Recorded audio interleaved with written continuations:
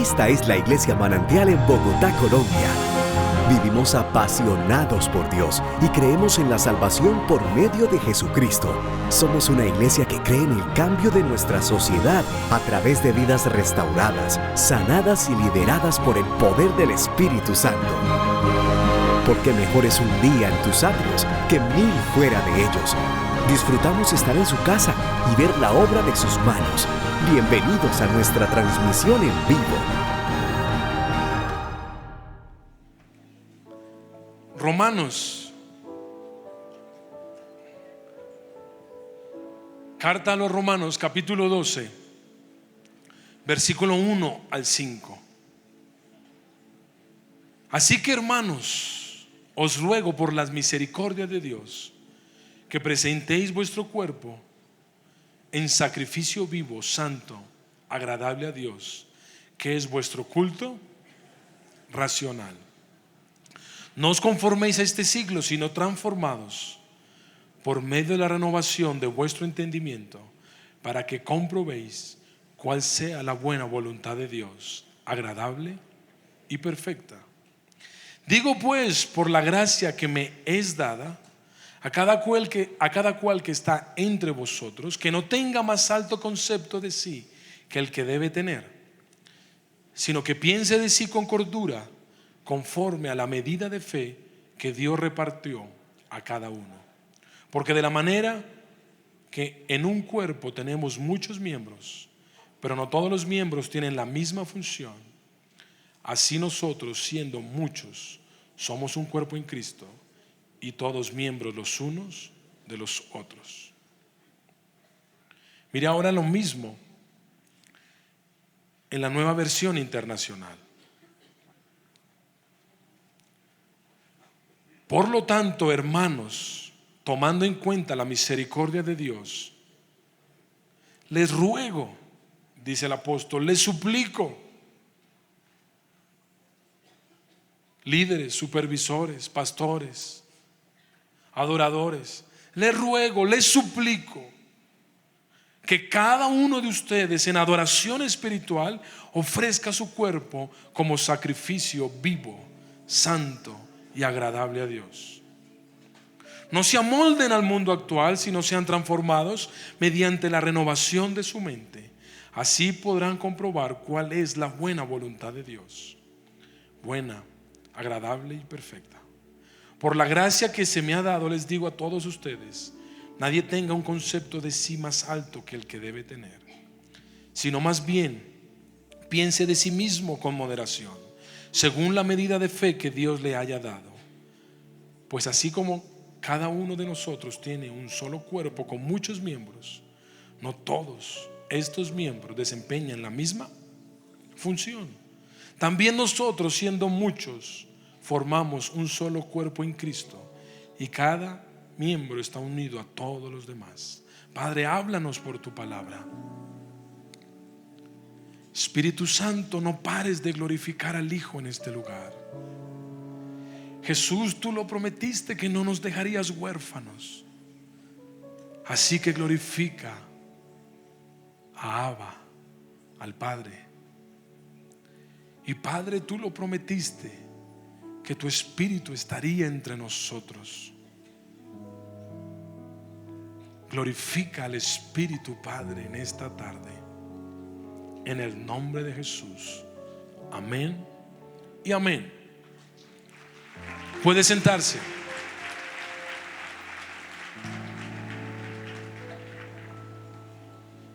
¿Cuántas personas vienen de otras iglesias? Wow, mire, pastora Yomara, cuánta gente viene. Los saludamos a todos ustedes. Dice que le quitaron el micrófono. Colabórenle, ole, con el micrófono. Los saludamos de parte del apóstol, de la profeta, todos ustedes que han venido de otras iglesias. Esta es su casa, bienvenidos. Somos un solo pueblo, amén. Somos una sola iglesia, un solo Dios. Así que gracias por venir.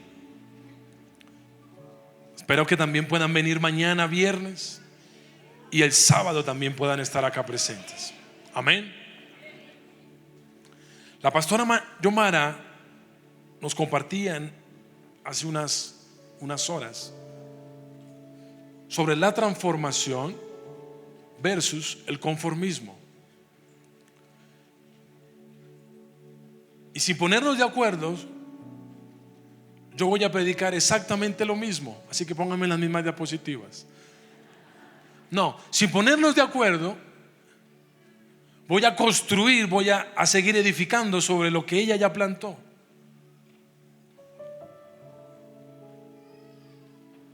Y quiero darle breve un contexto para que usted entienda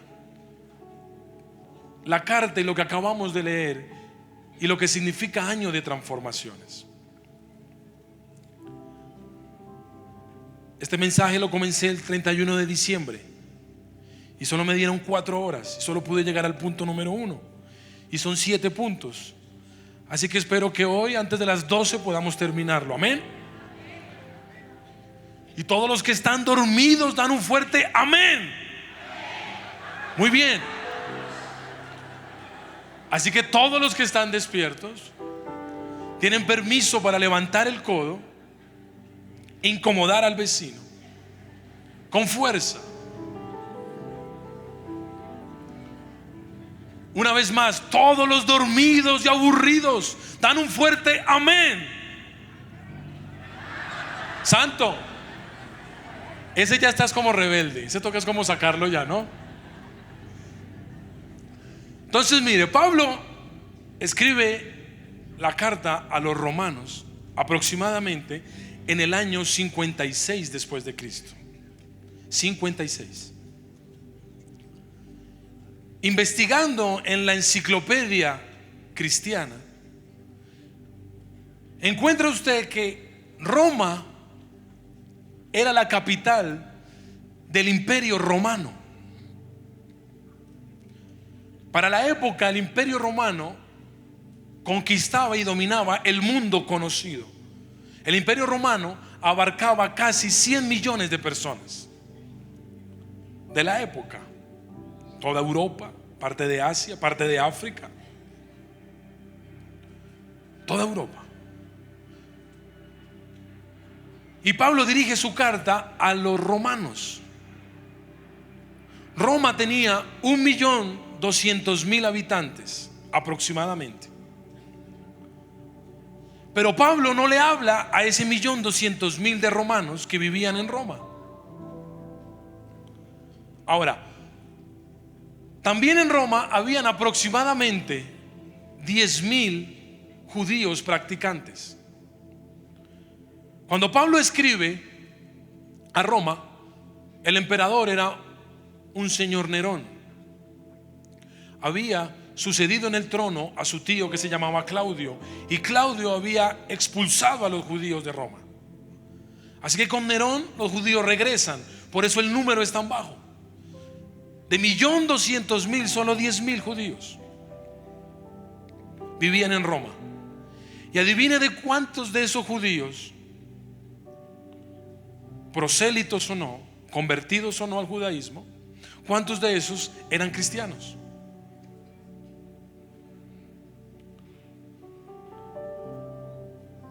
Casi 100, dice la historia. O sea que cuando Pablo le escribe, algunos calculan 100, otros calculan 200, otros calculan 500, y leyendo y investigando,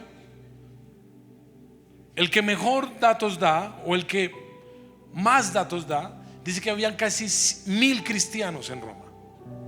Así que entienda que Pablo está escribiendo esta carta a máximo 1.000 personas que vivían en Roma.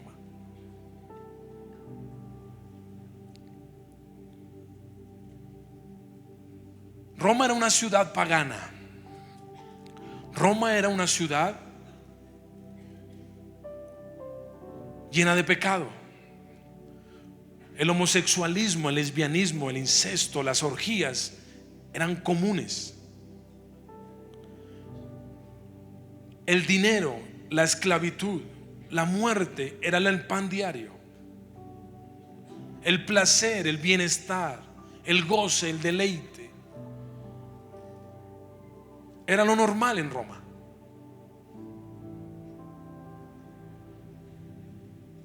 Nerón, por ejemplo, asesinó a su propia madre, la mandó a matar. Y pensando que sus hermanos quizás le podían quitar el trono, también los mandó a matar. Así que diga: gracias a Dios, yo no fui hermano de Nerón. Claro, porque si usted hubiera sido, acá no estaría. Gracias a Dios. Así que Roma es un lugar pagano. Es la visión del pecado mismo. Y ahí escribe Pablo a estos casi 1000 cristianos de la época. Y tenga en cuenta esto: cuando usted comienza a leer la carta, el lenguaje que usa Pablo es un lenguaje de guerra, es un lenguaje de conquista, es un lenguaje de batalla. Los teólogos han determinado que la carta, el pináculo de la teología de Pablo, es la carta a los romanos. Y aunque no fue la primera carta que se escribió, no es coincidencial que entre el primer y segundo siglo, cuando se arma el orden de la Biblia, después de Hechos de los Apóstoles, la carta que siga sea la carta a los romanos, porque es la que le da la entrada a toda la teología de Pablo, siendo que no es la primera. Y la pastora nos contaba esta mañana como del capítulo 1 al capítulo 11 Pablo hace la máxima disertación de la doctrina, la teología cristiana, el significado de la justicia, de la gracia y de la fe. Para que tengan un dato nomás de la profundidad de la carta a los romanos, es Martín Lutero, el reformador de 1517, quien, leyendo precisamente el capítulo 1 al capítulo 11 de los Romanos, expone las 95 tesis que contradecían la doctrina de León X, el papa de la época, y que acaba y va al traste con la iglesia católica en su momento. Entonces, la carta a los Romanos, del capítulo 1 al capítulo 11, es la expresión máxima del apóstol de su doctrina. Pero en el capítulo 12 al 16, de manera profunda, el apóstol comienza a enseñar lo que nos decía la pastora en esta mañana, la parte práctica, cómo vivir, cómo establecer, cómo caminar en la doctrina cristiana. Pero quiero decirle que tenga en cuenta que el lenguaje que usa en esos capítulos del 12 al 16 es un lenguaje de confrontación, es un lenguaje de batalla, es un lenguaje de conquista, es un lenguaje de guerra. Pablo veía la vida cristiana como una vida de guerra. ¿Sabía usted que Pablo fue uno de los que escribió su epitafio en vida?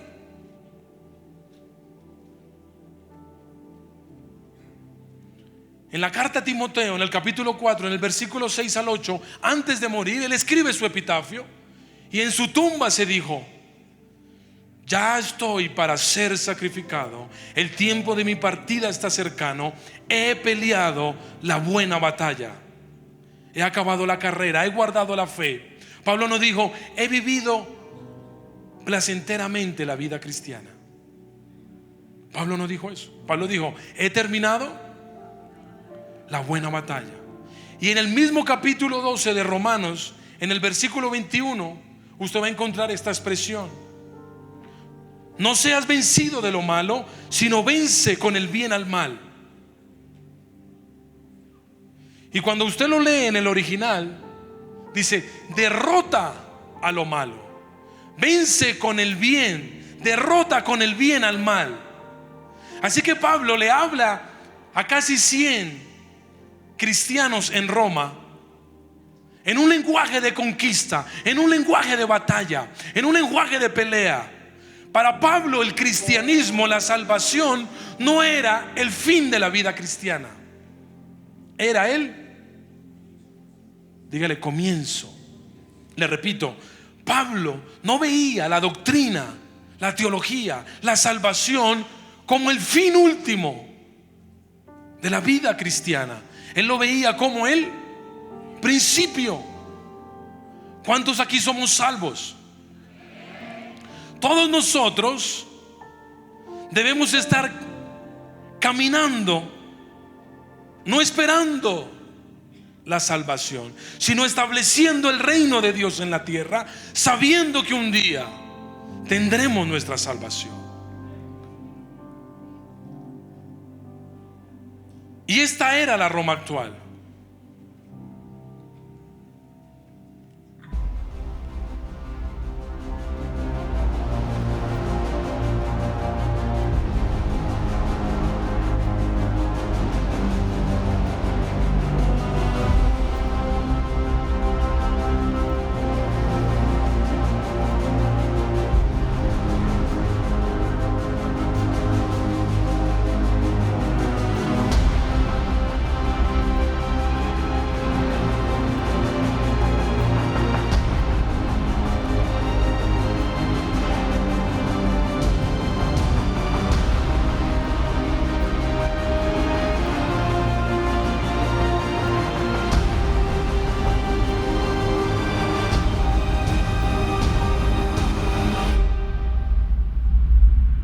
Así que esta Roma,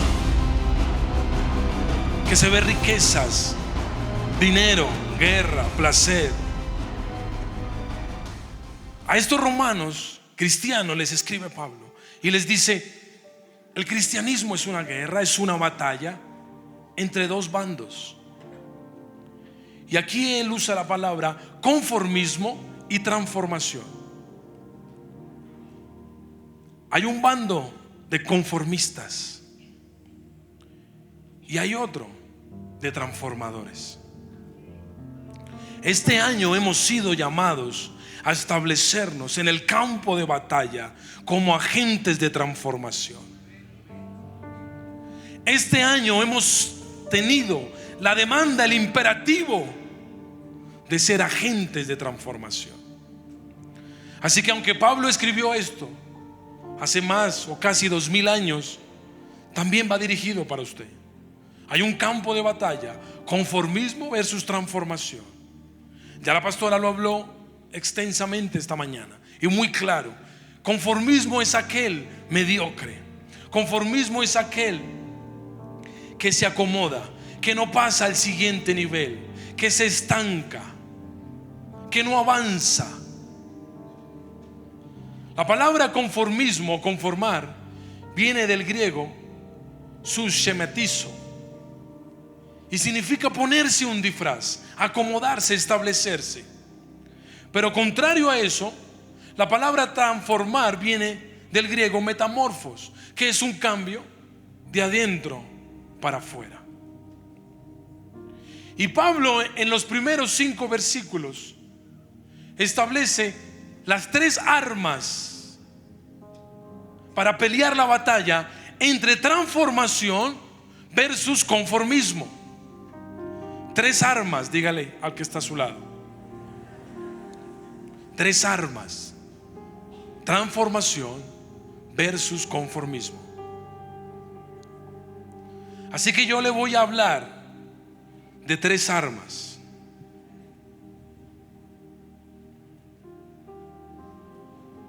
¿Cuántos necesitan una transformación en su vida? ¿Cuántos están demandando una transformación en su familia? ¿Y cuántos anhelamos ver una transformación en Colombia? 3 armas plantea el apóstol Pablo. Número 1: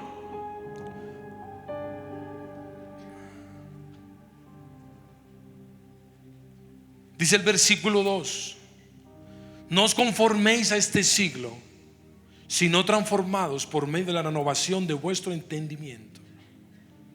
Plantea la batalla por medio de la renovación de vuestro entendimiento. El entendimiento en nuestra mente. Renovar significa ajustar nuestra mente a la mente de Dios.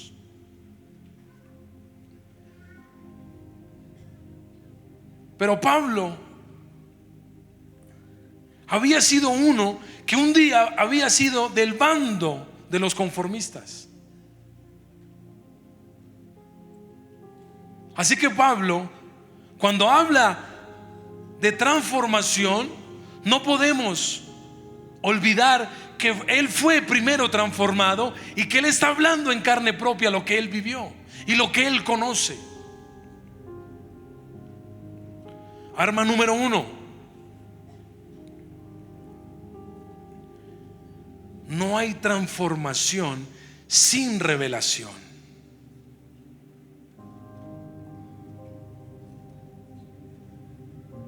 Le repito, no hay transformación sin revelación. Hechos 9, dice la Biblia que el Pablo conformista, el Pablo perseguidor de la iglesia, el Pablo orgulloso, vanidoso, va de camino a Damasco persiguiendo a los cristianos. Y de repente oye una voz y le llama y le dice: Pablo. Oye una voz que le decía: Saulo, Saulo. Hechos 9, versículo 4. ¿Por qué me persigues? Él dijo: ¿quién eres, Señor? Y él le dijo: yo soy Jesús, a quien tú persigues. Versículo 6. Él, temblando y temeroso, dijo: Señor, ¿qué quieres que yo haga? Y el Señor le dijo: levántate y entra en la ciudad, y se te dirá lo que debes hacer.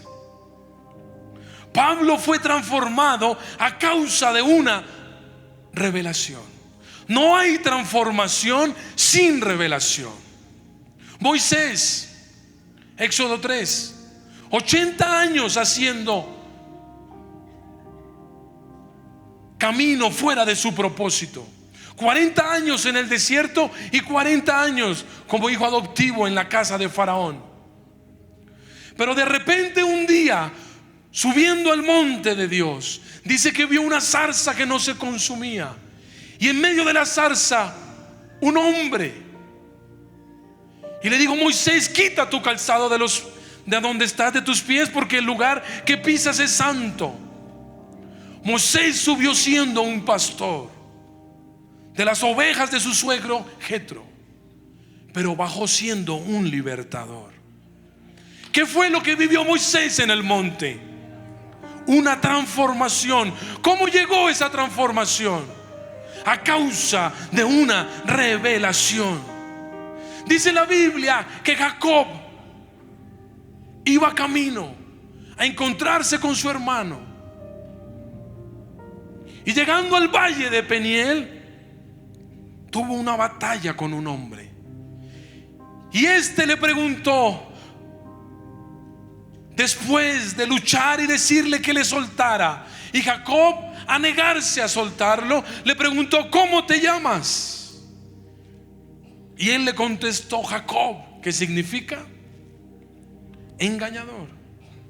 Ya no te llamarás más Jacob, dijo aquel varón, te llamarás Israel. Israel es el que reina con Dios, significa su nombre. Aquel hombre, Jacob, caminó aquel valle siendo un engañador, pero salió siendo uno que reinaba con Dios. Transformación que llegó a causa de una revelación. No hay transformación, no hay un cambio rotundo, no hay un cambio sin revelación. Yo no te hablo de un toque. Yo no te hablo de un toque. Yo te hablo de transformación. No puede haber transformación sin revelación. Tu familia no necesita un toque de Dios, necesita una revelación de Dios. Tu economía no necesita un toque, tu economía necesita una revelación de Dios. Tu hijo rebelde no necesita un toque, necesita una revelación. Colombia no necesita solo un toque, necesita una revelación.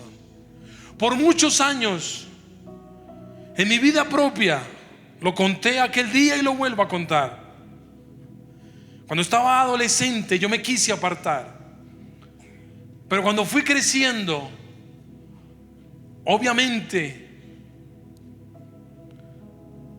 veía que ya iba terminando mi universidad y que ya no era el mismo chiquillo de 14 o 15 años que pensaba en la rebeldía y en el juego. Veía el testimonio de papá y mamá y de mis hermanas y de sus esposos, que son también mis hermanos, y de esta familia, y veía cómo avanzaban, mientras que yo me estancaba, mientras que yo permanecía conforme, mientras que yo permanecía pasivo, mientras que nada bueno me acontecía. Así que levantando mis ojos al cielo dije: Señor, transfórmame. Y comenzó una batalla por cambiar y por ser transformado. No crean que no lo intenté. Alcancé a contar más de 40 veces que intenté cambiar. Me levantaba una mañana, comenzaba a orar, buscaba un toque, venía a la iglesia, pero a los 2-3 meses volvía atrás. 40 veces lo intenté y no pude. Y un día leyendo la Biblia me encontré con Pablo y entendí y dije: Señor, Pablo, un asesino, fue transformado a causa de una revelación. Yo necesito una revelación. Comencé a buscar una revelación. Comencé a clamar una revelación. Comencé a pedir una revelación.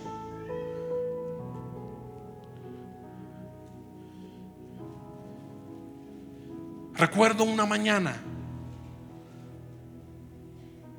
más fría que de lo normal. Mi papá me llama y me dice: acompáñame a una actividad, maneja el carro. Yo le digo: papá, no, vamos, está bien. Y llegando a aquel lugar, no fue solo entrar, no fue solo pisar, no fue solo con que llegar al lugar que mi papá iba a estar predicando durante 3 días. Algo pasó dentro de mí. Caí al piso, no podía dejar de llorar. Recuerdo que predicaban y yo ni escuchaba lo que predicaban, ni entendía ni sabía lo que acontecía a mi alrededor. Solo estaba tirado en una esquina y llorando y llorando. Llegó el mediodía y yo seguía llorando. Llegó la tarde y yo seguía igual. Esa noche me acosté, a la mañana siguiente me levanté, volví al auditorio y volví a llorar. Escuchaba su voz. Comenzó a devolverme identidad. Comenzó a darme propósito. Comenzó a perdonarme. Comenzó a limpiarme. Llegó el mediodía y yo seguía igual. La gente no entendía. Llegó la noche y yo mismo no entendía ya qué estaba pasando. El tercer día me levanto y todo sigue igual. Otra vez comienzo a llorar. Un fuego dentro de mí. Algo comienzo a ser libre. Comienzo a perdonarme. Comienzo a perdonar a los que me han hecho daño. Comienzo a aceptar. Comienzo a reconocer. No te puedo dar detalles aunque quisiese. Solo te puedo decir que llegué siendo uno que intentaba pero que fracasaba, y salí uno siendo transformado, uno que jamás volvió atrás, uno que jamás volvió al pecado, a la mentira, uno que no volvió a escuchar la voz de Satanás. Llegué siendo un conformista y salí siendo un transformado a causa de la revelación. Me gustaría decirte cómo provocar revelaciones. No lo sé. La Biblia no da muchos detalles. Lo que sí la Biblia dice es que una vez Moisés subió a aquel monte y tuvo una revelación. De ahí bajó para seguir buscando continuamente al Dios que da la revelación. En Moisés se volvió un hábito internarse en el monte de Dios 40 días, buscando una vez más una nueva revelación. Pablo no se conformó con aquella revelación camino a Damasco. Dice 2 de Corintios 12 que fue incluso llevado al cielo y le fueron dadas revelaciones que no les fueron permitidas contar. Y cuando lees la vida de Pablo, era un hombre de continuo ayuno, búsqueda, oración, persistencia, insistencia, obediencia. ¿Qué es lo que te quiero decir? ¿Sobre qué revelación estás caminando? ¿Sobre qué nueva intimidad con Dios estás caminando? Adoradores, la revelación del año pasado para adorar ya no sirve para este año. Hay necesidad de una nueva revelación. Hay necesidad de un nuevo caminar.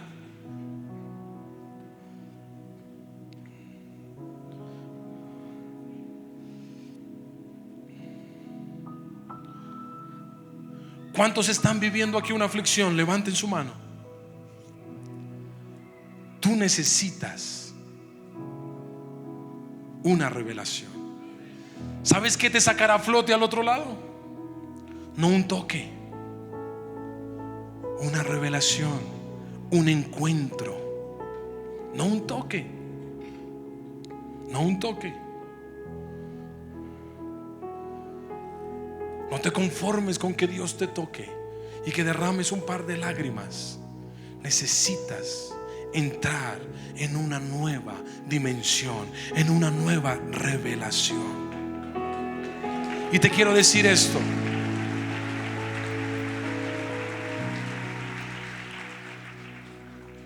¿por qué la iglesia entró en una búsqueda profunda,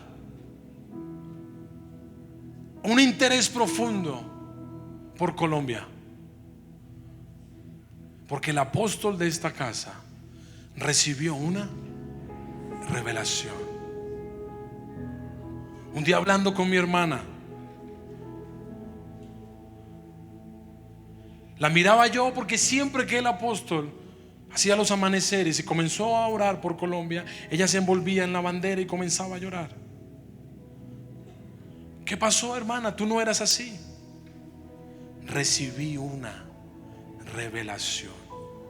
Me duele Colombia, me dijo. Me duele Colombia.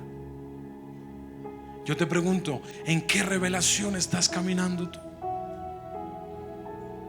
La salvación no basta para conquistar territorios en la vida cristiana. ¿Me escuchaste? Di amén. Gracias por ser obediente. La salvación no basta para lograr conquistas en la vida cristiana. Necesitas revelación. Y te quiero decir algo que me encanta y me gusta ponerle un aire de misterio. Mírenme, óiganme. La revelación no es algo. La revelación es alguien. Pablo no se encontró con algo. Yo soy Jesús, le dijo. Era alguien.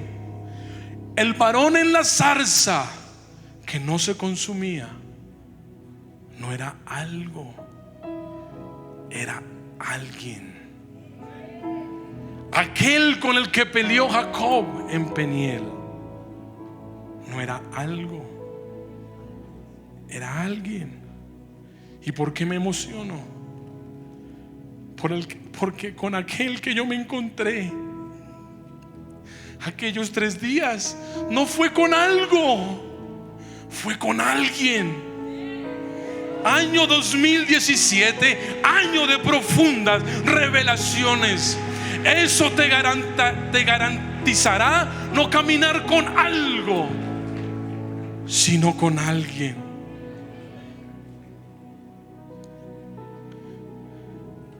El que salvará tu familia no será algo. El que levantará tu hogar no será algo. El que transformará Colombia no será un método, no será algo, será alguien. El que traerá renuevo a tu ministerio no será algo, será alguien.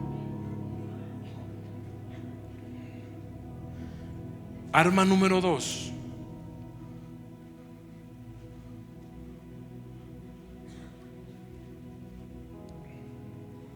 Arma número 2 está en el versículo 1. Pablo escribe y dice que presentéis vuestros cuerpos en sacrificio vivo, santo, agradable a Dios, que es vuestro culto racional. La Nueva Versión Internacional les dice: les ruego que cada uno de ustedes en adoración espiritual ofrezca su cuerpo como sacrificio vivo, santo y agradable a Dios.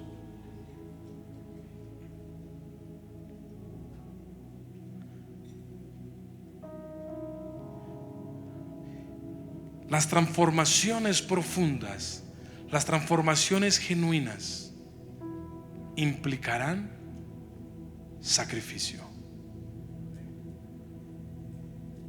El toque no necesita un sacrificio.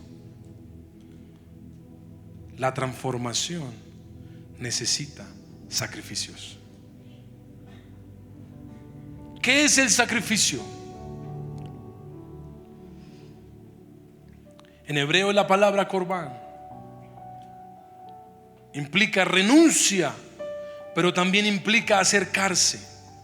Sacrificio es aquello a lo que tú renuncias para acercarte.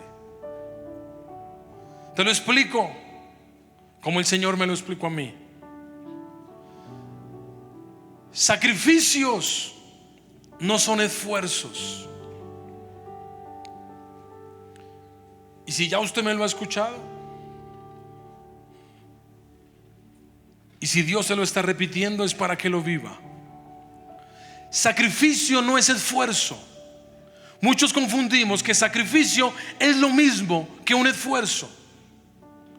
Y yo te digo, sacrificio es lo que haces para alcanzar algo, pero sacrificio es lo que rindes para alcanzar algo. La acción es diferente. Esfuerzo es lo que hago para alcanzar. Sacrificio es lo que rindo para alcanzar. Te lo puedo ilustrar de esta manera. Los sacerdotes en el Antiguo Testamento, ¿qué ofrecían? ¿Qué ofrecían? ¿Qué ofrecían? ¿Dónde lo ofrecían el sacrificio? ¿En un qué? En un altar. ¿El altar cómo se construía? ¿El altar era el sacrificio? No. Sobre el altar se ofrecía un sacrificio. Entonces mira, los altares se construyen con esfuerzo, pero lo que se pone sobre el altar se llama sacrificio. Imagínate a Elías Tisbita en aquel monte haciendo un altar para enfrentar a los 450 sacerdotes de Baal,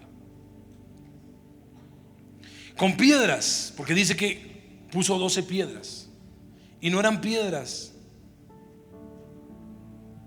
como con las que jugaba el pastor César cuando era pequeño, tintín, corre, corre, y rompía los vidrios del tejar y sus alrededores. No, no eran esas piedras, eran rocas enormes. Entonces Elías, cargando aquellas rocas, ponía la número 1, ponía después la número 2, después la número 3, después la número 4, y sobre esa la número 5 y la número 6, hasta llegar a la número 12, para tener preparado el altar. ¿Con qué levantó el altar Elías? Con esfuerzo. Pero ¿qué rindió sobre el altar? Sacrificio. Sacrificio no es lo mismo que esfuerzo. Este ayuno que estás haciendo ¿es un esfuerzo o un sacrificio? Es un esfuerzo.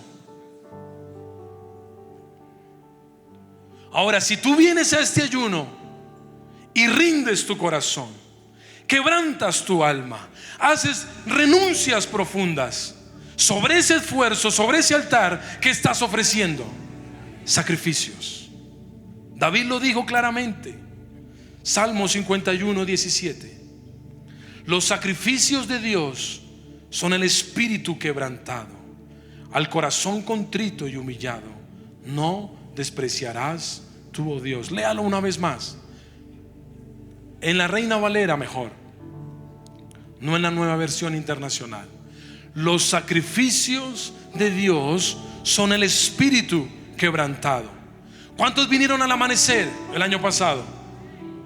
Si tú viniste a los amaneceres, pero en el amanecer no rendiste tu alma, hiciste un esfuerzo, pero no ofreciste sacrificios. ¿Tu alabanza contiene esfuerzo o contiene sacrificio? Si en la alabanza no hay rendición, no es sacrificio. Si en tu ofrenda no hay rendición, no es sacrificio. Tu ministerio, pastor, líder, supervisor, con cariño y con respeto, ¿está lleno de esfuerzos o de sacrificios?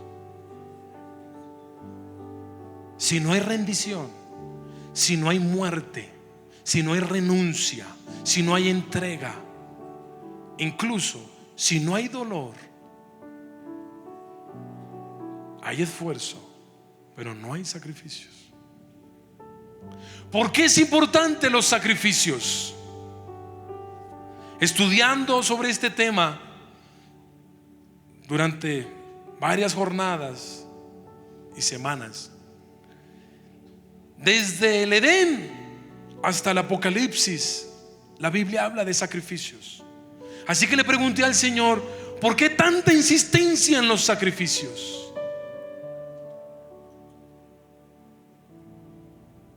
¿Por qué tanta preocupación? ¿Por qué tanta fijación en los sacrificios? El Señor me contestó: algo que no contiene sacrificios no es genuino.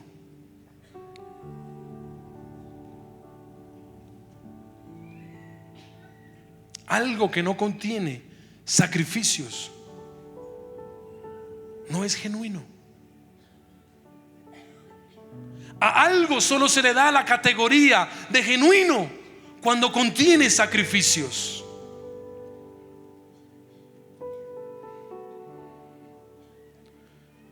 Y no lo entendí.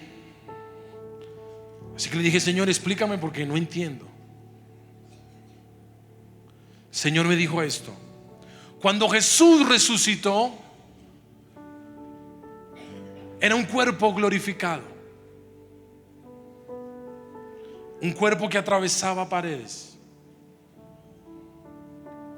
atravesaba lugares, desaparecía y aparecía, tan glorificado que muchos ni lo reconocían. Ahora,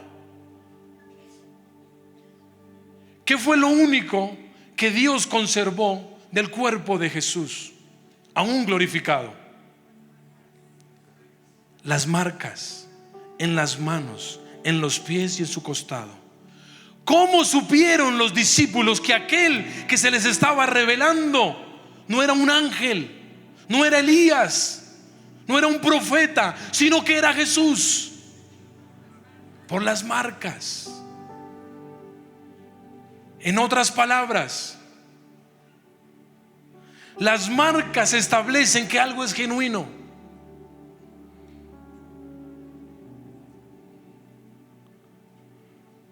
En la obra de teatro me explicaron, yo no sabía, pastor César, que usted no compraba la ropa en el Only. Así que su camisa tiene una marca. Y esa marca dice que esa camisa es genuina, de una marca específica. Las marcas dicen que tú eres genuino. En otras palabras, los sacrificios dejan marcas, pero esas marcas dirán que tú eres genuino.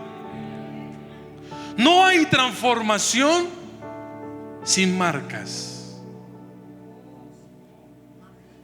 En otras palabras, ¿quieres ser transformado? Muéstrame tus marcas.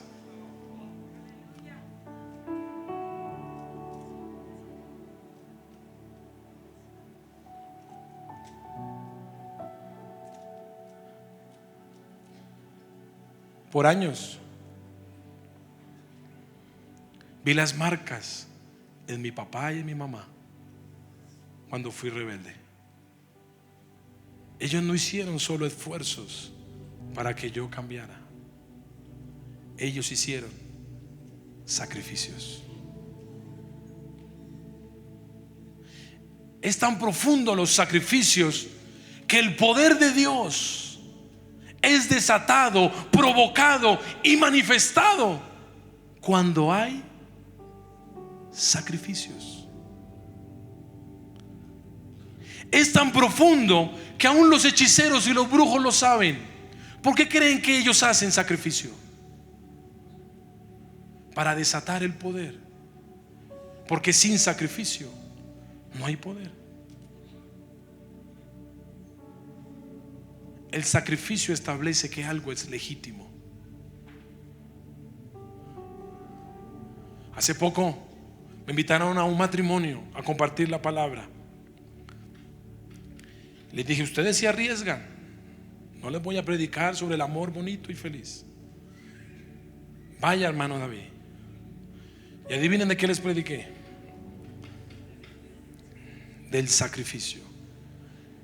El matrimonio no se sostiene por buenos sentimientos. El matrimonio no se sostiene por emociones, por caricias y por besos. ¿Sabe qué es lo que determina que un matrimonio es genuino? Los sacrificios. Implicarán renuncias, implicarán perdón, implicarán ponerse al lado de él o de ella para levantarlo y levantarla. Sacrificios. No me hables, no enseñes a tus generaciones que el placer y la comodidad son lo que desata el bienestar. No, es el sacrificio. Esta iglesia está fundada en sacrificios. Este ministerio por el cual nosotros tenemos hoy cobertura habla de sacrificios. Así que yo no te puedo hoy predicar algo diferente, que las transformaciones que tú estás buscando para el 2017 demandarán sacrificios. Y muchos de ellos te van a doler, y mucho, y mucho. Y te van a doler tanto que te dejarán marcas. ¿Tú crees que Jacob, cuando fue llamado Israel, cómo sabían que él era Jacob?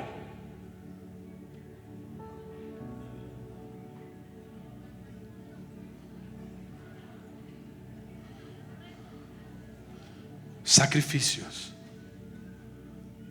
Nunca más en su vida supo lo que era caminar como Jacob.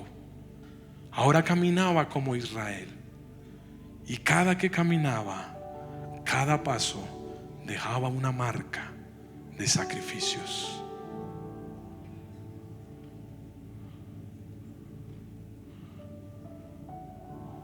La Biblia, nuestro evangelio, habla de sacrificios. Pablo mismo lo dijo: ya estoy a punto de ser sacrificado. El tiempo de mi partida está cerca.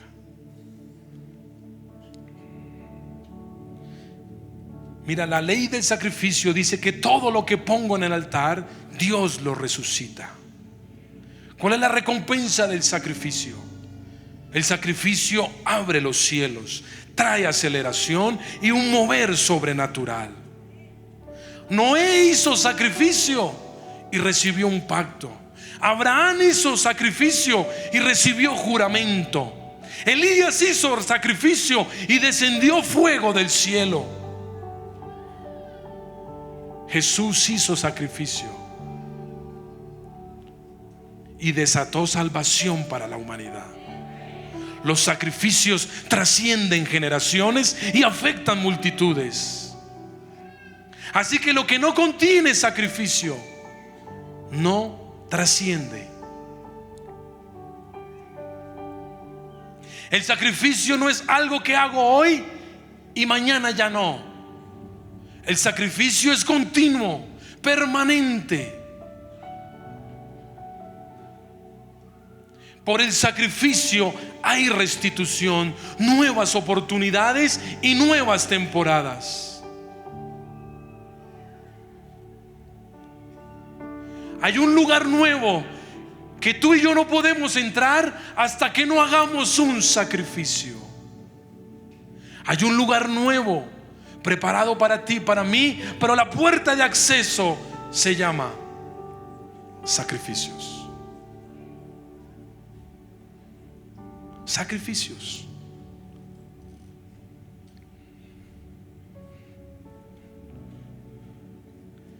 A mayor sacrificio, mayor gloria.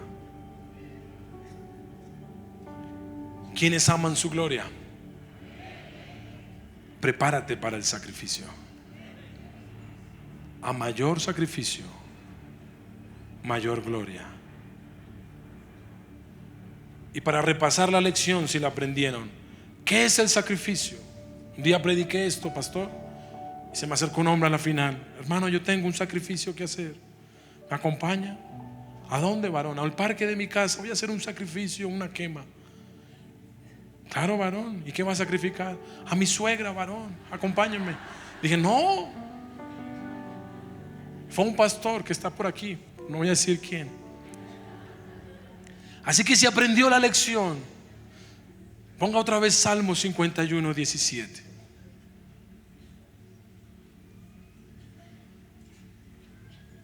Los sacrificios de Dios son el espíritu quebrantado.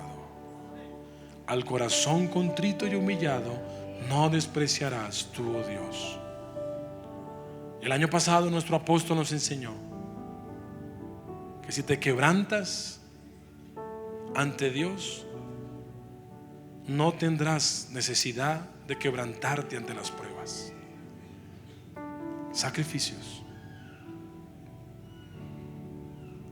No es casualidad que Abraham, Isaac y Jacob fueran hombres de altar y de sacrificio. Dios libertó al pueblo cuando fue a ofrecer sacrificios. Moisés, ¿sí notaste eso? Dios le habla a Moisés de que liberte al pueblo, pero nunca le dijo al pueblo ni a Faraón que los iba a llevar a la tierra prometida. ¿A dónde les dijo que los iba a llevar? Al desierto, a camino de 3 días. ¿A qué? A ofrecer sacrificios. Y eso fue lo que Moisés le dijo al faraón. Así que no es casualidad que el pueblo fue libertado cuando fue a ofrecer sacrificios. Josué, antes de la conquista de Jericó, levantó altar y ofreció sacrificios. Y tampoco es casualidad que Saúl el rey haya sido despreciado cuando profanó los sacrificios. No es casualidad que David fue ungido como rey en medio de un sacrificio que hizo el profeta Samuel en casa de su padre. No es casualidad que cuando Salomón ofreció 120,000 sacrificios, fue recompensado con sabiduría, riqueza y oro. La viuda tuvo provisión en abundancia en Primera de Reyes 18, cuando ofreció sacrificio. su alimento a la voz del profeta. Y mírenme otra vez todos acá. Hágame piano misterioso, música misteriosa, más misteriosa. El sacrificio está muy triste, más misteriosa. El sacrificio, ya una hermana que iba a llorar, ¿se ve? Y usted le devolvió la lágrima. O fui yo con el chiste, bueno, no sé cuál fue. El sacrificio no es algo. El sacrificio es alguien. ¿Y sabes quién es? Ese soy yo. Tú eres un sacrificio. Y solo caminarás en las transformaciones cuando tú seas un sacrificio. Que huelas a chamuscado, que huelas a quemado, a ofrecido, que huelas a renuncia. No me toca hacerlo, pero lo hago. Yo no fallé, pero pido perdón. Que renuncie a la queja, a la protesta, a la demanda, al juicio. Yo no la embarré, pero me rindo.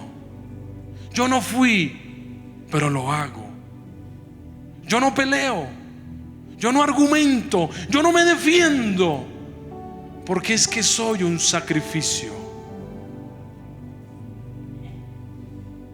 Mismo apóstol, la carta a los Filipenses.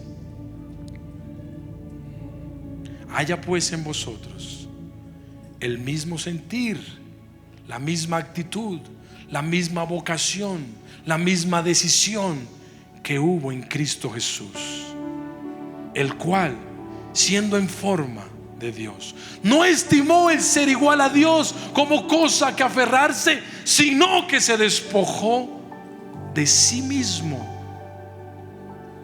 tomando forma de siervo, haciéndose obediente hasta la muerte. Porque dice que estando en la condición de siervo, se humilló a sí mismo, haciéndose obediente hasta la muerte y muerte de cruz.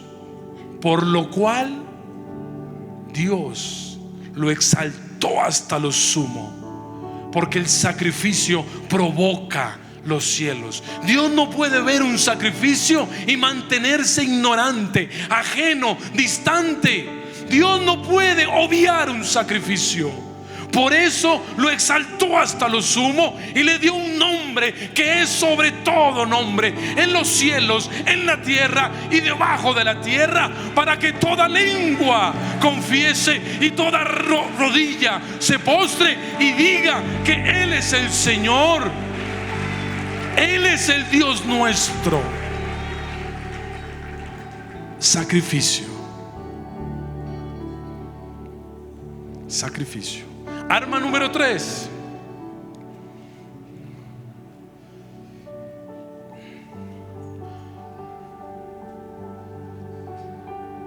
Todos los guerreros de transformación que están dormidos dicen un fuerte amén. Santo. Manos de diaconado, prepárenme la batea que se aproxima un sacrificio.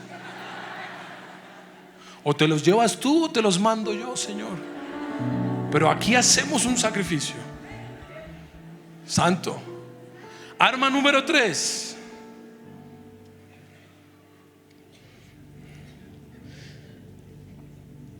Está en el versículo 3. Digo pues, por la gracia que me es dada a cada cual que entre vosotros, que está entre vosotros, que no tenga más alto concepto de sí que el que debe tener, sino que piense de sí con cordura, conforme a la medida de fe que Dios repartió a cada uno. Las transformaciones demandan revelación, las transformaciones demandan sacrificio y las transformaciones demandan, ayúdenme, No, eso quedó mal. Volvámoslo a hacer. Yo vuelvo a ubicar. 1, 2, 3. Las transformaciones demandan revelación. Las transformaciones demandan sacrificio. Y las transformaciones también demandan. A este pueblo es muy estudioso. No se lo reveló nadie, fue el Señor. Fe. Y me encanta la fe. Siempre les digo, la fe no es solo un sentimiento. La fe no es solo un pensamiento. La fe es una acción. La fe es una acción. Ahora, el apóstol está escribiendo que todos tenemos una medida de fe. Y si todos tenemos una medida de fe, y en Hebreos 11:6 dice que sin fe es imposible agradar a Dios,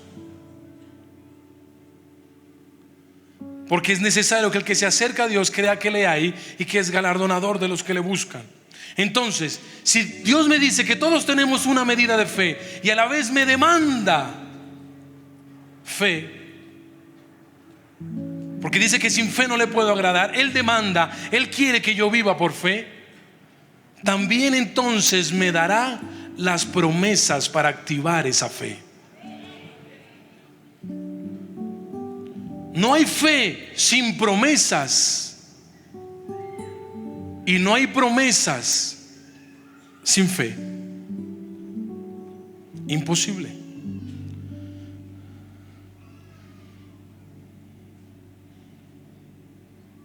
La fe es el punto de contacto entre el cielo y la tierra. La fe no es solo un sentimiento. La fe no es solo un pensamiento. La fe es sobre todo una decisión. Por eso, si tú tienes fe, obedeces. Si tú tienes fe, persistes. Si tú tienes fe, adoras. Si tú tienes fe, renuncias. Si tú tienes fe, entregas. Si tú tienes fe, descansas. Mire esto, pastor. Abraham es conocido como ¿qué? Padre de la fe. Génesis 12 al Génesis 24. ¿Cuántas veces se le reconoce la fe a Abraham? Iglesia estudiosa de la palabra. ¿Cuántas veces se escribe y Abraham tuvo fe? Ninguna. Entonces, ¿de dónde saca Pablo mismo que Abraham tenía fe y que fue justificado por fe? Por la obediencia. Porque la obediencia es la evidencia de mi fe.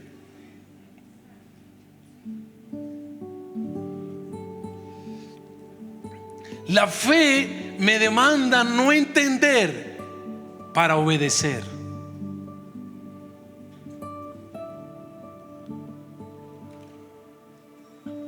Recuerdo que cuando el apóstol comenzó a liderar el tema del plebiscito y a decir y aquí y allá, yo mismo pregunté y dije, y esto y acá, y hablando con mis padres y hablando con mi hermana, me dijeron, el Señor nos habló. Gente se levantó a criticar.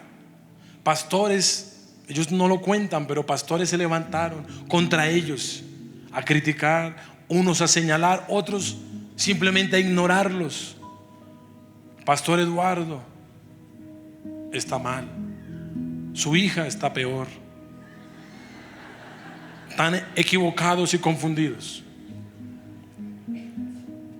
Lo dijeron.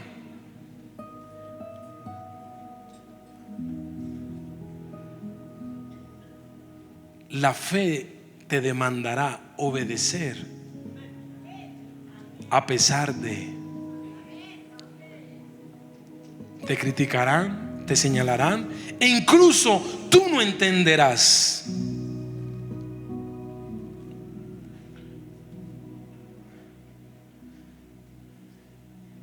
Quiero que anotes esto.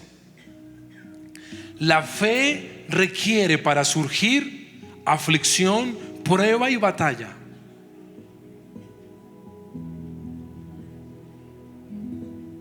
Sonaría mejor que la fe requiere para surgir besos, caricias y abrazos. Pero no. La fe requiere para surgir aflicción, prueba y batalla. La fe requiere para sostenerse promesa, pacto, palabra.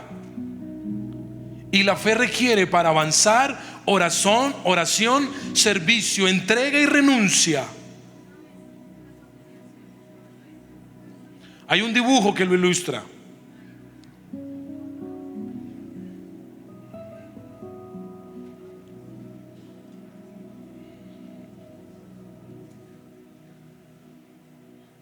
Mira esta gráfica.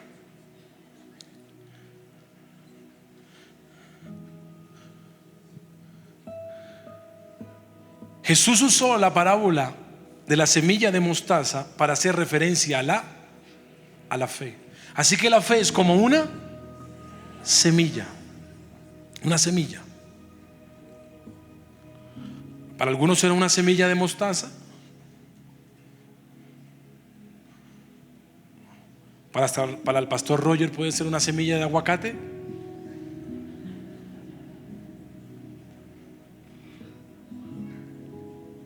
Para John puede ser una semilla de auyama. Pero al fin y al cabo una semilla. Dios quiere plantar la fe en tu vida. ¿Qué tiene que hacer? El énfasis, ¿dónde está? Si Dios quiere plantar una semilla de fe en tu vida, para un milagro, para una resurrección, para una transformación, ¿dónde está el énfasis? ¿En la semilla? No, en la tierra. Porque si Dios va a plantar una semilla, tiene que arar, tiene que preocuparse, tiene que garantizar que la tierra reciba esa semilla. Así que si hay una tierra seca, ¿cómo se ara la tierra? Se pone un rastrillo, se clava sobre la tierra y comienza a removerse.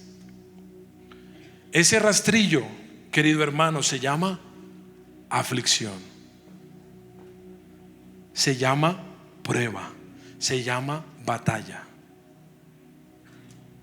Para que esa semilla de fruto, la tierra tiene que ser propicia.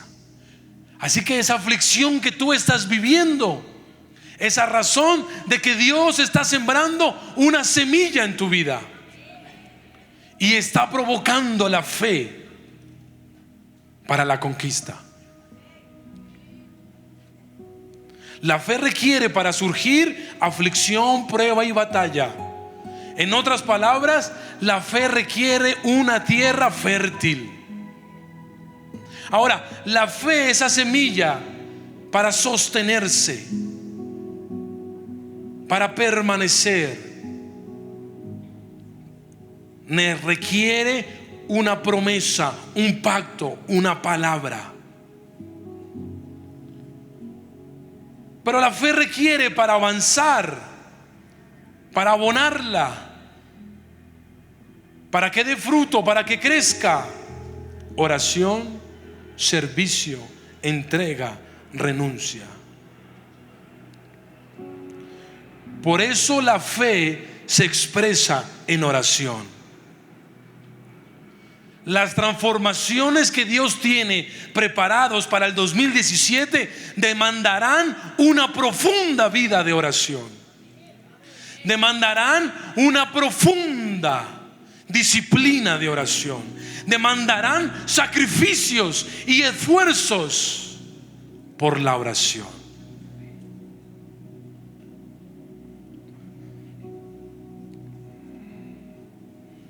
Póngame otra vez música tenebrosa. Mírenme otra vez. Hagan como si nunca lo hubiesen escuchado. La fe no te conduce a algo. La fe te conduce a alguien.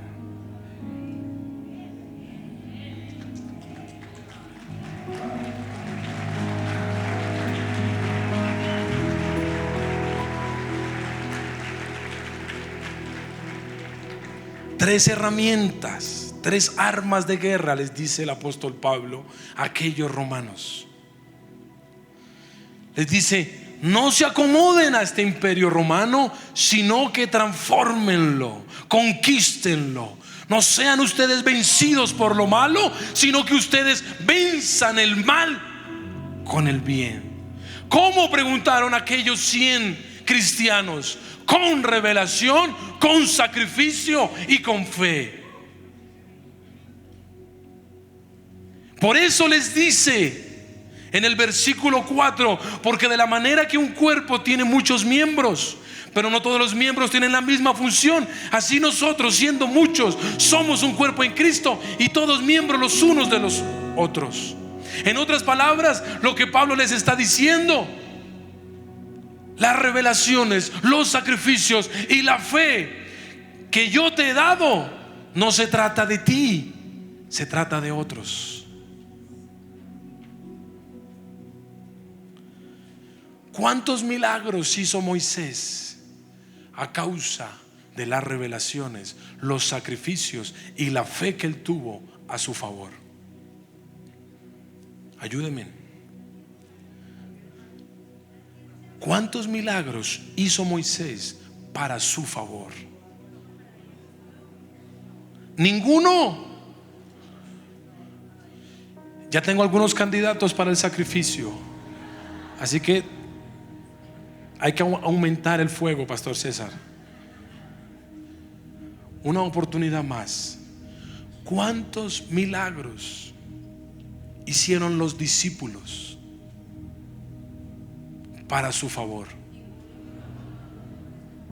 ¿Cuántos milagros hizo Jesús con la revelación que tenía, con los sacrificios que hizo y con la fe que poseía para sí? Así que Pablo les dice: yo tengo revelación, yo he hecho sacrificios, yo camino en fe, pero todo eso no se trata de mí, se trata de otros.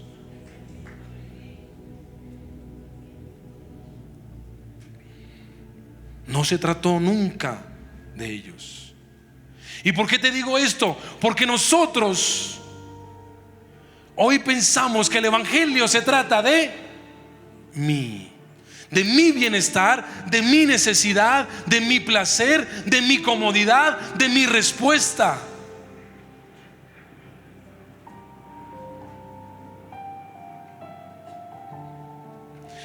Y te voy a explicar esto, que el Señor me habló hace poco.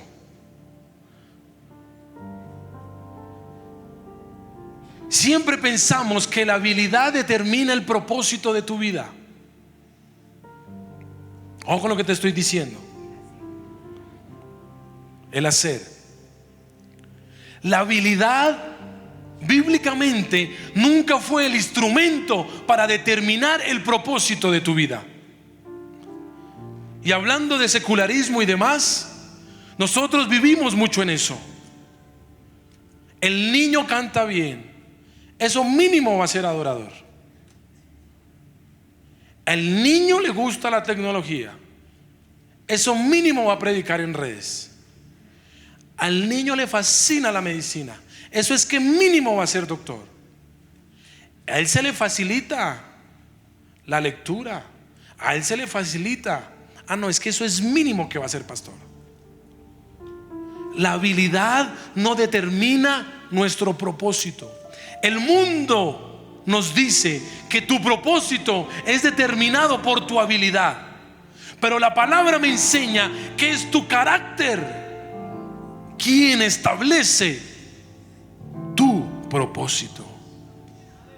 Mira, muéstrame cuál es la habilidad de Abraham. La Biblia no gasta detalles en mostrarme a un Abraham con talentos y habilidades sobrenaturales. La Biblia gasta detalles y no ahorra tildes, ni comas, ni letras para describir el carácter manso y humilde de Abraham. La Biblia no gasta descripciones y figuras lingüísticas para describir las habilidades y los talentos de Moisés, pero sí se concentra en llamarlo el hombre más manso y humilde sobre la tierra. La Biblia, pudiéndolo hacer, no se concentra en las habilidades que tuvo David. Nunca dice que Dios miró a David y como era guerrero, fuerte y valiente, lo escogió. No. Dice que cuando vio a David, vio a uno conforme al corazón de Dios, teniendo habilidades y teniendo talentos. Lo que determina la vida de un hombre y una mujer de Dios es el carácter. Así que yo hoy te digo una ecuación muy sencilla: si lo que tú hoy haces, si a lo que tú hoy te dedicas no requiere de tu carácter rendido a Dios, entonces tú estás viviendo en una profesión. Pero si lo que tú haces necesita un carácter quebrantado, entonces tú estás viviendo un ministerio. Hay pastores de profesión y hay pastores de ministerio. ¿Cuál es la diferencia? El carácter. Hay adoradores de profesión y hay adoradores de ministerio. ¿Cuál es la diferencia? El carácter. Hay abogados de profesión, doctores de profesión, artistas de profesión, como abogados, doctores e incluso artistas de ministerio. ¿Qué es lo que los diferencia? El carácter. Un carácter rendido a otros, un carácter sirviendo a otros, un carácter sacrificado, con revelación y con fe. La tragedia más grande en la vida no es la muerte, sino una vida sin el propósito de Dios.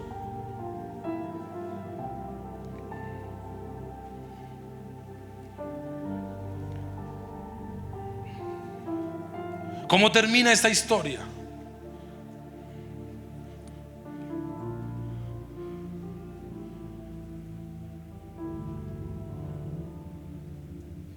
¿Cuántos aún permanecen dormidos? Digan amén. Santo. Ahora sí, apláudase, felicítese.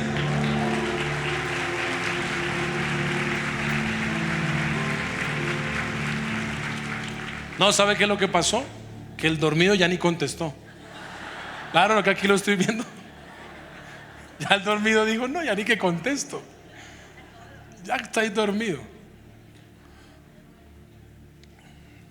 Conclusión: Pablo tuvo que morir junto con Pedro por la orden misma de Nerón. Mira, junto con Nerón fueron 10 grandes persecuciones romanas contra el cristianismo.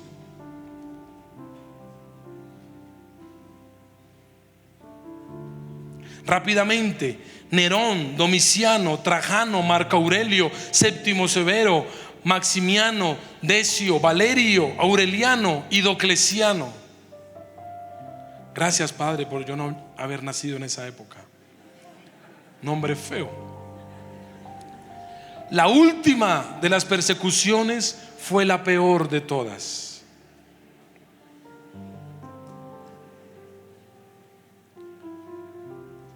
Se estima que en los últimos 9 años 500,000 cristianos ya habían, muchos más, perdón, pero 500,000 cristianos fueron sacrificados.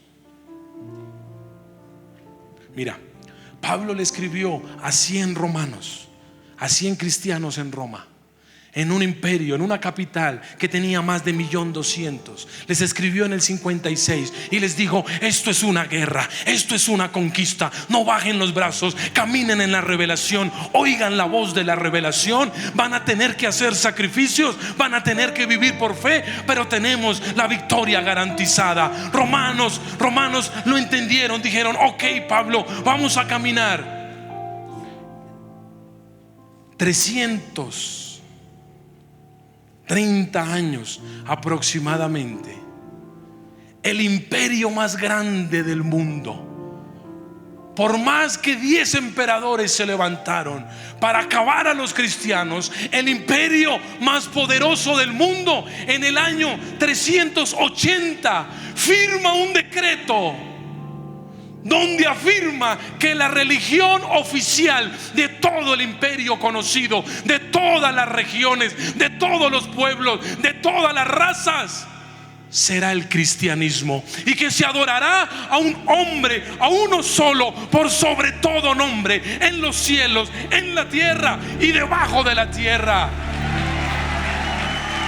100 cristianos con revelación, con sacrificio, con fe, derrotaron a un imperio. ¿Quién te dice que tú y yo no podemos aún hoy dar una nueva batalla y derrotar el imperio de Satanás y establecer el reino de Dios en la tierra?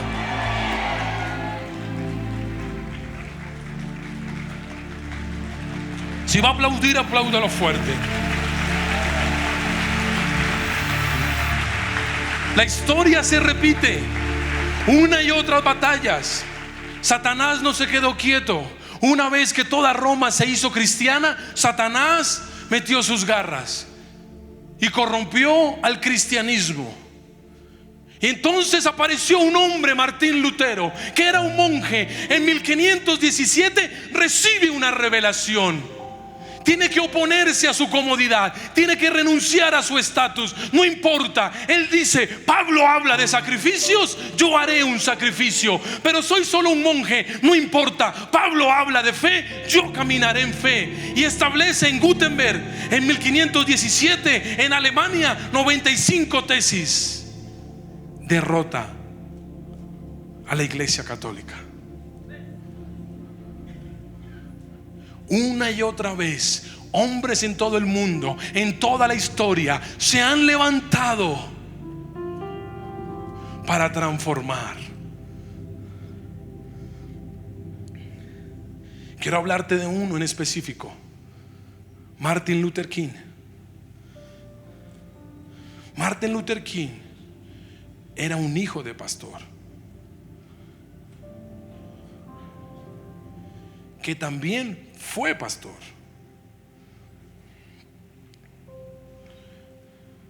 En su época, y no hace mucho tiempo atrás, la población negra en los Estados Unidos no tenían derechos civiles, no tenían derecho al voto. Habían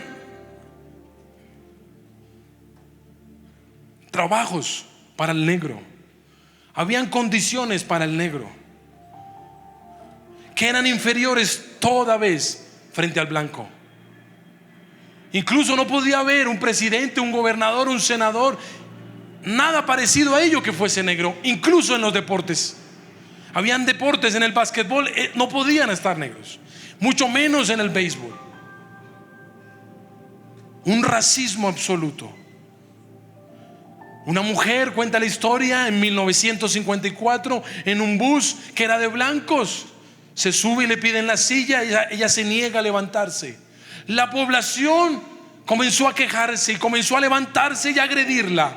Algunos negros cercanos se levantaron y comenzó una marcha en los Estados Unidos contra la discriminación racial.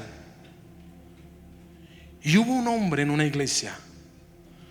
No era un académico, no tenía las mejores habilidades, no era el más diestro, no era el más preparado, pero dijo: yo no me puedo quedar quieto. Así que emprendió una tarea que le costaría su vida misma, sus hijas, su casa, fue muchas veces apedreada. Él fue perseguido, incluso fue apuñaleado, fue denigrado, fue arrastrado. Había una secta, había un grupo que se llamaba los KKK, el Ku Klux Klan, que eran blancos, extremistas, que buscaban a los negros, los raptaban en las noches de sus casas, los llevaban a una colina, prendían una hoguera y los quemaban. En la mañana la esposa se levantaba y decía: ¿y dónde estará el negro? Y iban a ver y estaba quemado. No estaba, se lo habían llevado.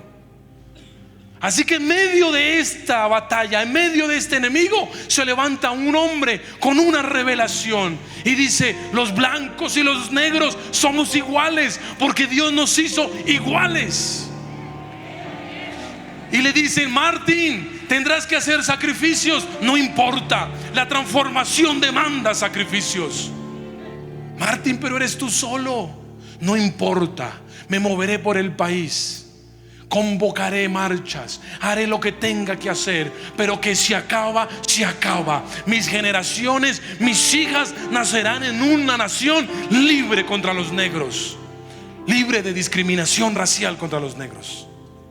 Se levantó en fe. Quiero que vean una pequeña porción de lo que un día dijo en medio de la tribulación y de la lucha que vivía Martin Luther King.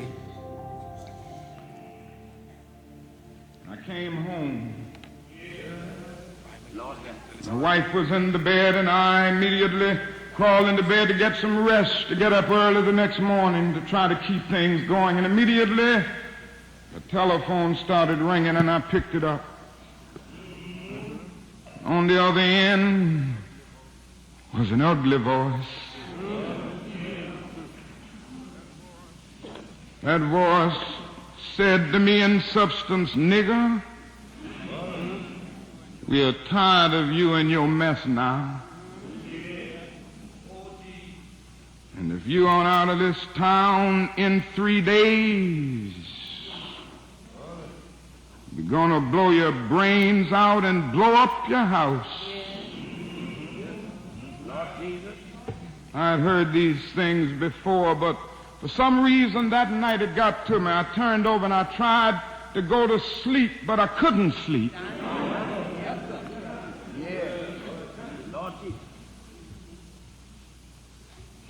was frustrated, bewildered. And then I got up and went back to the kitchen, and I started warming some coffee, thinking that coffee would give me a little relief. Then I started thinking about many things. I pulled back on the theology and philosophy that I had just studied in the universities, trying to give philosophical and theological reasons for the existence and the reality of sin and evil. But the answer didn't quite come there.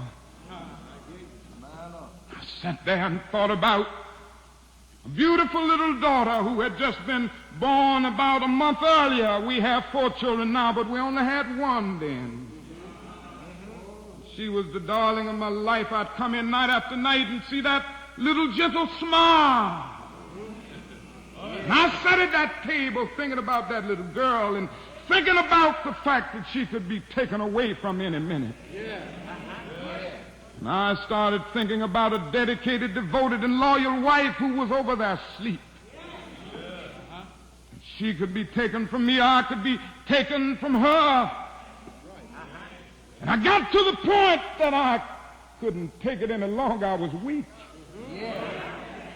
And something said to me, you can't call on Daddy now. He's up in Atlanta 175 miles away.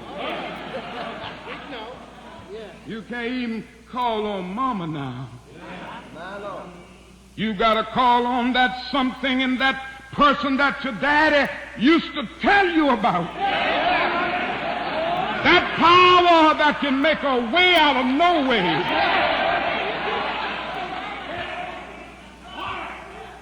I discovered then that religion had to become real to me, and I had to know God for myself. And I bowed down over that cup of coffee. I never will forget it. Oh, yes, I prayed a prayer, and I prayed out loud that night. I said, Lord, I'm down here trying to do what's right. I think I'm right. I think the cause that we represent is right. But Lord, I must confess that I'm weak now, I'm faltering, I'm losing my courage. It seemed at that moment that I could hear an inner voice saying to me, Martin Luther, stand up for righteousness. Stand up for justice. Stand up for truth. And lo, I will be with you even until the end of the world. I tell you, I've seen the lightning flash. I've heard the thunder roll. I've felt sin breakers dashing, trying to conquer my soul. But I heard the voice of Jesus saying, still to fight on. He promised never to leave me, never to leave me alone. No, never alone. No, never alone. He promised never to leave me, never to leave me alone. Sometimes I feel discouraged. And I don't mind telling you this morning that sometimes I feel discouraged. I felt discouraged in Chicago. As I moved through Mississippi and Georgia and Alabama, I feel discouraged. Living every day under the threat of death, I feel discouraged sometimes. Living every day under extensive criticism, even from Negroes, I feel discouraged sometimes.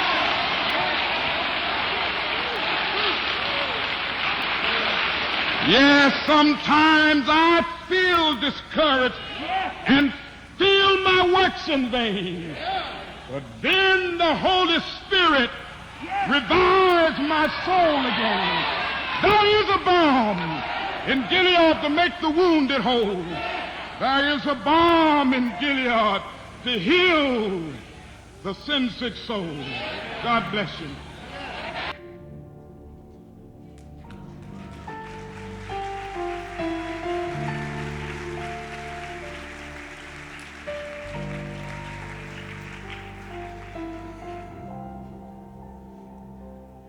En 1964, los Estados Unidos reconoció los derechos civiles a la comunidad negra. Una victoria más, una batalla más. He celebrado su discurso, yo tengo un sueño, ante más de 250,000 personas en la capital de los Estados Unidos, en Washington. Él dijo: nunca podremos quedar satisfechos mientras nuestros cuerpos, fatigados de tanto viajar, no puedan alojarse en los hoteles de las carreteras y en los hoteles de las ciudades, porque somos negros. No podremos quedar satisfechos mientras los negros solo podamos trasladarnos de un gueto pequeño a un gueto más pequeño.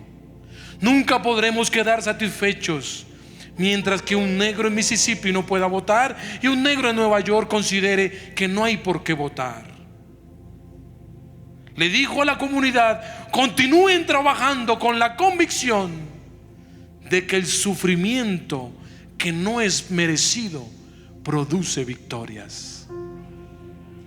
El sufrimiento que tú estás viviendo, el sacrificio que no te mereces, produce victorias. Hoy les digo a ustedes, dijo Martin Luther King, a pesar de las dificultades del momento, yo aún tengo un sueño. Aún creo en un sueño.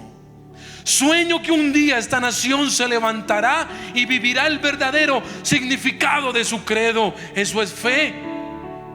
Sueño que un día en las rojas colinas de Georgia, los hijos de los esclavos y los hijos de los antiguos dueños de esclavos se puedan sentar juntos a la mesa de la hermandad. Sueño que mis 4 hijos vivirán un día en un país en el cual no serán juzgados por su color de piel, sino por su carácter. Hoy tengo un sueño. Sueño que un día el estado de Alabama cesará la discriminación y se convierta en un sitio donde los niños y las niñas negras puedan unir sus manos con los niños y las niñas blancas y caminar unidos como hermanos y como hermanas. Hoy yo tengo un sueño. Sueño que algún día los valles serán cumbres y las colinas y las montañas serán llanos, y los sitios más escarpados serán nivelados y los torcidos serán enderezados, y la gloria de Dios será revelada y se unirá a todo el género humano. Él dijo: mi país es tuyo, oh Dios. Dulce tierra de libertad, a ti te canto. Tierra de libertad donde mis antecesores murieron. Tierra de orgullo de peregrinos, que me ha costado la vida misma. Y terminó diciendo: y si Estados Unidos ha de ser grande, entonces este sueño tendrá que hacerse realidad. No sé cuántos de ustedes sueñan que Colombia un día será grande, que Colombia un día cesará la horrible noche, que en Colombia nos levantaremos como agentes de transformación y abandonaremos el conformismo. Y usted me pregunta: ¿el conformismo a qué? A una Colombia, y no solo a una Colombia, sino a un mundo que se desbarata. A esto es a lo que nos enfrentamos.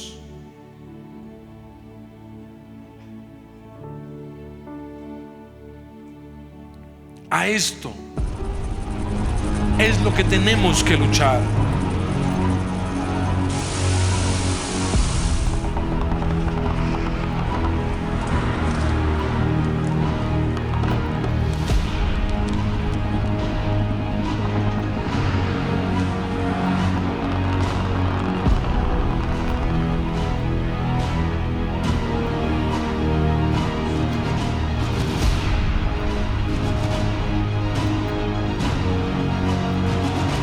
A la cárcel fue enviado Rafael Uribe Noguera, sindicado del asesinato de la niña Juliana de 7 años.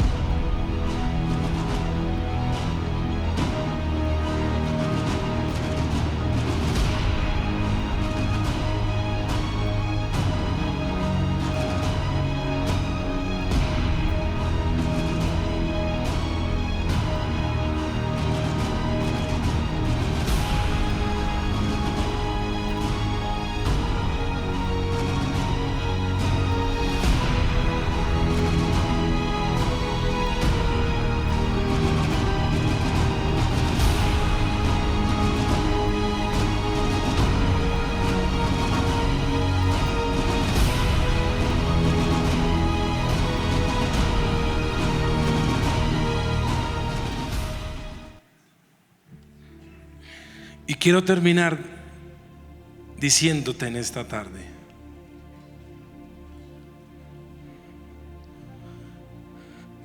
la transformación no es algo, es alguien, es Él, pero a través de ti. Colombia está demandando de una iglesia de transformación. Demandará sacrificios, dejará marcas. No sé si incluso algunos de nosotros tendremos que dar la vida. Pero si así es, ese día podremos decir como Pablo: yo ya estoy a punto de ser sacrificado, pero he peleado la batalla y he guardado la fe. No sé cuántos aquí, no por emoción sino por decisión, aceptan el reto de ser agentes de transformación en el año 2017. Y si tú eres uno de esos, a donde estás, ponte de pie. La canción que le pedí, ¿se acuerdan? La canción que le pedí. He decidido ser gratis.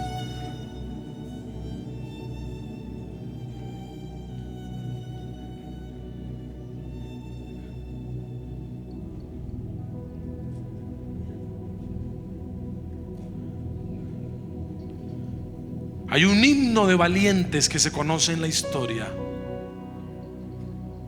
por aquellos que atendieron la voz de una revelación, asumieron un sacrificio y caminaron en fe.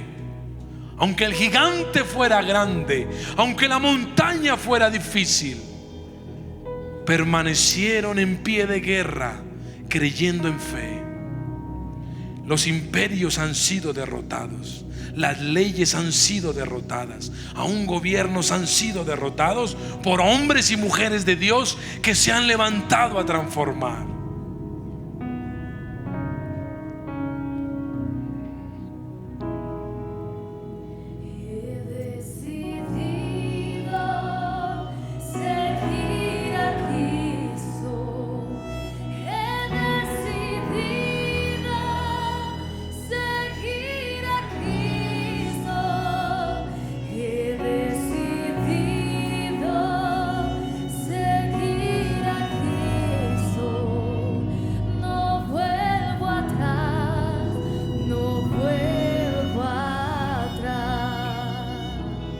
Esta canción la compuso un monje en la India. Llegó a una población y los quiso evangelizar. Y entonces en aquel lugar la autoridad de aquella región dijo: este es cristiano, esto acá es prohibido. Así que lo llamaron. Reunieron a todo el pueblo en la plaza principal y lo pararon a él frente a su esposa y a sus hijos y le dijeron: niega a ese tal Jesús, porque si no morirás. Niégalo ahora, porque si no morirás. Y frente al silencio de la multitud, él simplemente cantó esta canción.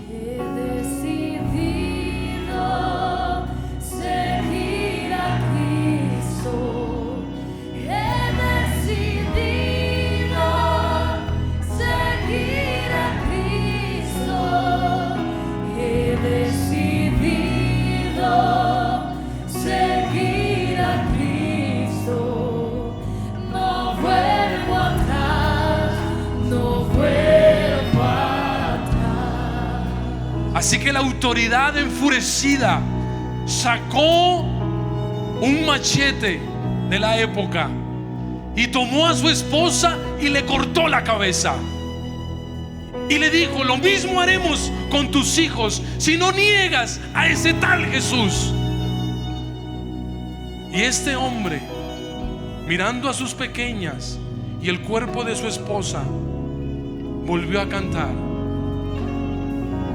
la cruz está ante mí, el mundo atrás quedó.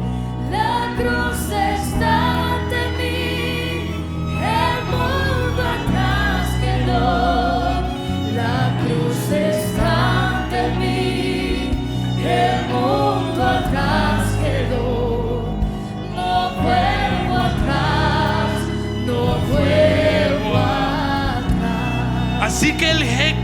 más enfurecido que antes, volvió a tomar su espada y comenzó a cortar la cabeza de sus hijos.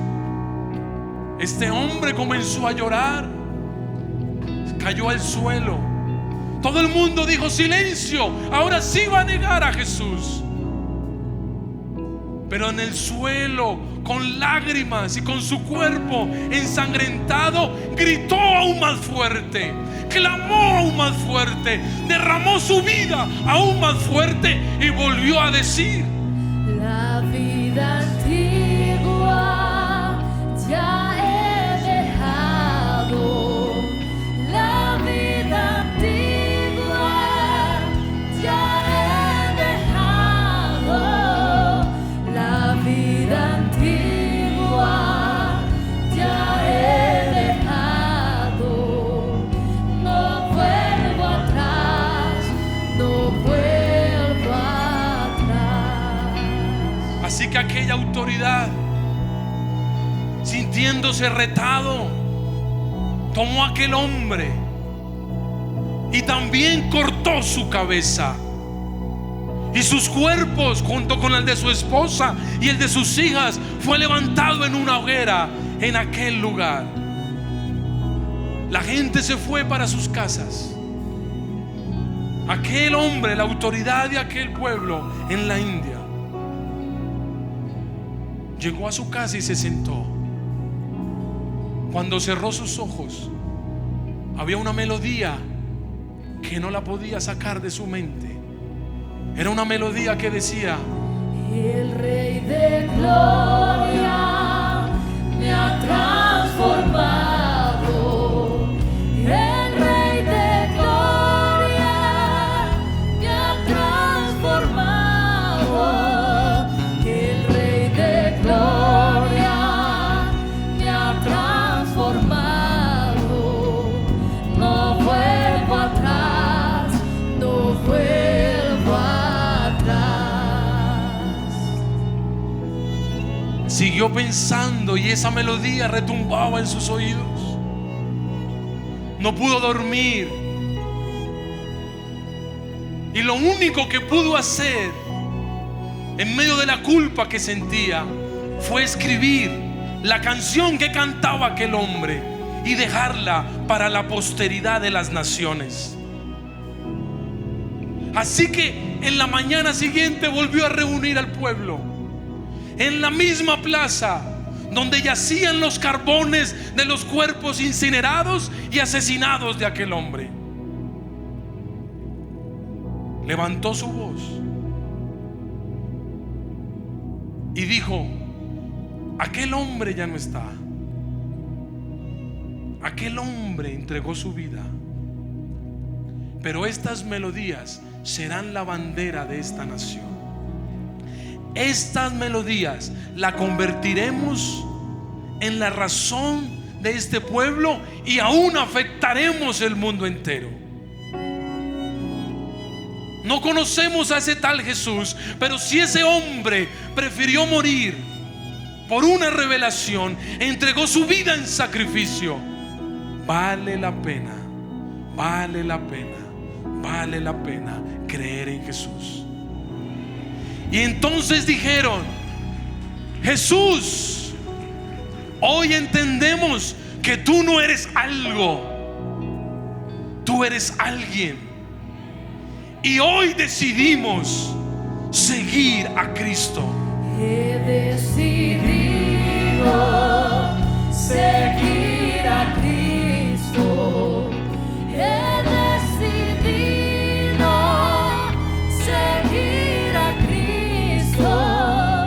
He decidido seguir a Cristo. No vuelvo atrás.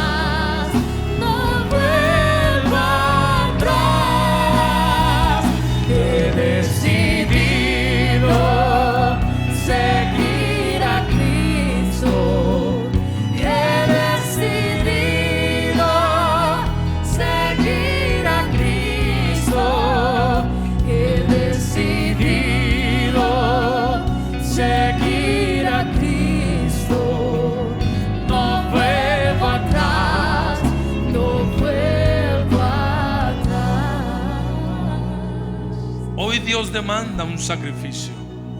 Hoy Dios demanda una revelación. Hoy Dios demanda tu fe. ¿Y cuál es esa? Varones que están aquí, sean padres fieles hasta la muerte. Una sola mujer, un solo matrimonio. Varón que me ves, no me vengas con que se te acabó el amor. No me digas que es que ya no sientes lo mismo. Una misma mujer. Mis padres me lo enseñaron, mis abuelos me lo enseñaron y se lo enseñaré a mis hijos. Mujeres, hay un pacto que hacer. Un solo hombre hasta la muerte. Este país no lo tomará el lesbianismo, el homosexualismo. Nos pueden llamar retrógrados, se pueden burlar de nosotros, nos pueden llevar a las plazas, nos pueden juzgar, criticar y señalar. Pero habrá una familia que dirá: he decidido seguir a Cristo. No vuelvo atrás, no vuelvo atrás. Pastor, no te dé miedo predicar y levantar las banderas de Jesucristo. No te sientas atacado por un vecino, por un compañero de trabajo o por un compañero de estudio. Hoy hacemos un pacto de transformación, siendo conscientes que dejará marcas. Y si tú eres ese agente dispuesto a hacer transformación, ahí donde estás, levanta tus manos y díselo de tus propios labios: hoy yo decido seguirte, cueste lo que me cueste. Como dijo el escritor de Hebreos, ante tal multitud de testigos que ya lo han hecho, yo hoy decido seguir a Cristo. He decidido seguir a Cristo. He decidido seguir a Cristo.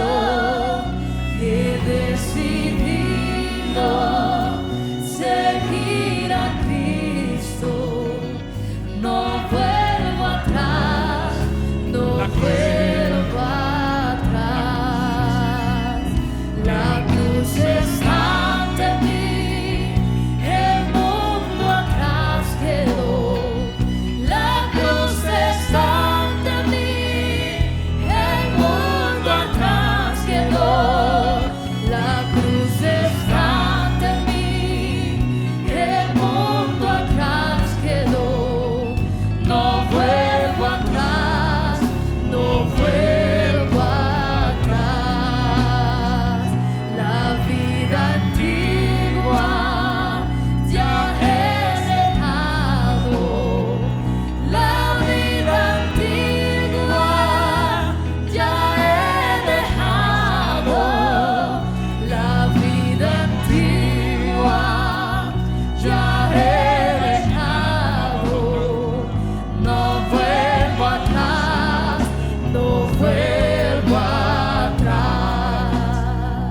Padre, ante tal multitud de testigos, ten hoy memoria del pacto de estos hombres y de estas mujeres por preservar la familia, por preservar esta nación, por caminar, por luchar, por aún dar sacrificio para que tu nombre sea exaltado. Toma hoy nuestro pacto en cuenta, transforma a Colombia.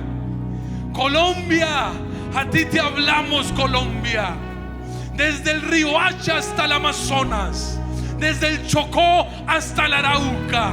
Colombia, hay una generación de hombres y mujeres de transformación que creen en ti, creen en Jesús te ama, creen que Jesús murió por ti, creen en un nuevo mañana, creen que la palabra correrá, creen que la cruz se levantará. Colombia, aquí hay una multitud de guerreros y conquistadores que aún vivirán para establecer el reino de Dios en ti, Colombia. Colombia, eres patria de justicia, eres nación de bendición. Colombia, los niños y las niñas crecerán en paz. Colombia, los matrimonios permanecerán. Colombia, el aborto se eliminará de tus leyes. Colombia, tus gobernantes serán hombres justos y temerosos de Dios. Colombia, celebra Colombia, porque te espera un nuevo mañana. En el nombre de Jesús, en el nombre de Jesús, en el nombre de Jesús. Gracias por haber estado con nosotros. Si quieres saber más de nuestro ministerio, visite nuestra página web www.soymanantial.com o a través de nuestras redes sociales en Facebook, Twitter, YouTube y Livestream.